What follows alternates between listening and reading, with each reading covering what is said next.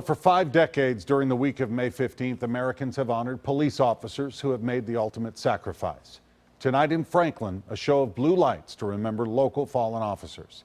New at 10, our Chris Cannon is in our newsroom to take us to this annual ceremony. And Chris, the number of officers killed on the job is rising. Rory, in 2014, that number was 24% higher than it was just the year before. Now, 5 officers in Tennessee were killed in 2014. Tonight in Williamson County, they remember the officers killed there. One rose at a time. Corporal Jeremy Caleb McLaren, 1982 to 2010. Williamson County's 6 fallen officers are remembered. You can't forget the men who've given their lives in this county. With each step taken on Main Street, the community makes sure no one ever forgets. You can't just let them go away and let it be business as usual. You just can't.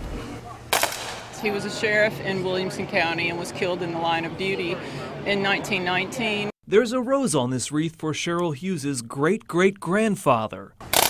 After all these years, she feels it's still important to be here for this ceremony.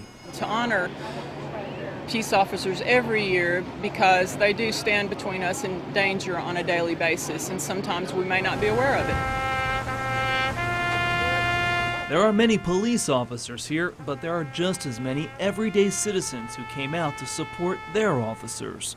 Every once in a while, it's nice to be reminded that people do, in fact, care very much about what you do and the time you spend away from your family. Honoring the men and women in blue at a time when many communities would rather not. Across the country, from one side to the other, is all the negativity about focused on police, about communities that don't trust the police, that don't like the police.